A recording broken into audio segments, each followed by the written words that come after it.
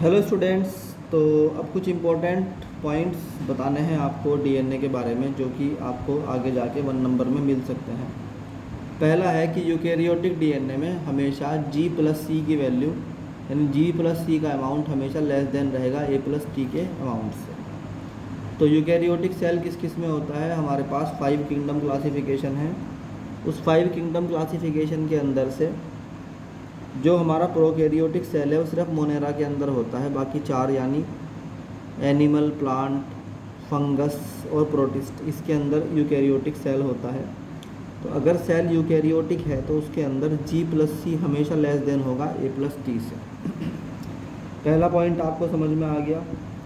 दूसरा पॉइंट है कि प्रोकैरियोट में इसका उल्टा होगा, यानी प्रोकैरियोट में जो जी प्लस सी है वो ज़्यादा होगा हमेशा ए प्लस टी के अमाउंट से। ये बात आपको क्लियर हो गई भाई।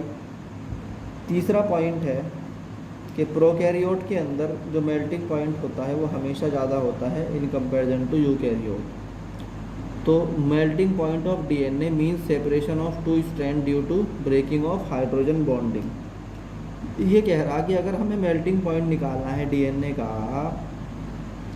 तो इसका मतलब क्या होगा कि उसके हाइड्रोजन बॉन्ड टूटने हैं बीच में से, जो नाइट्रोजनस बेस के बीच में है। अब नाइट्रोजनस बेस के नंबर ऑफ नाइट्रोजनस बेस पे डिपेंड करता है कि नाइट्रोजन बेस में जो हाइड्रोजन बॉन्डिंग होगी उस पर डिपेंड करता है। जिसमें ज़्यादा होगी उसमें ज़्यादा आपको टेम्परेचर देना पड़ेगा। तो इसलिए ये बता रहा कि क्योंकि इसके पास जी प्लस सी कंटेंट ज़्यादा है, तो जिसके पास जी प्लस सी कंटेंट ज़्यादा है उसी का क्या होगा, मेल्टिंग पॉइंट ज़्यादा होगा। तो इस तरीके से हमें पता है कि जी प्लस सी कंटेंट जो है वो किसका ज़्यादा है, प्रोकैरियोट का ज़्यादा है।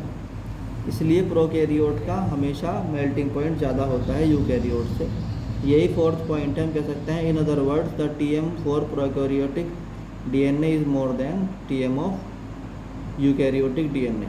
एक बात और बताता हूँ दोबारा से, यूकैरियोटिक डीएनए यानी जी प्लस सी जो होता है वो हमेशा क्या होता है, कम होता है किस ए प्लस टी के मुकाबले, किसमें, यूकैरियोटिक सेल में। तो यूकैरियोटिक में जी प्लस सी कम है, इस बात को नोट कर लो। और प्रोकैरियोटिक में जी प्लस सी ज़्यादा है। तो जिसमें ज़्यादा होगा उसमें हाइड्रोजन बॉन्डिंग बता रहा वो कि ज़्यादा होगी, तो उसे तोड़ना मुश्किल होगा, इसलिए उसका बॉइलिंग पॉइंट भी ज़्यादा होगा।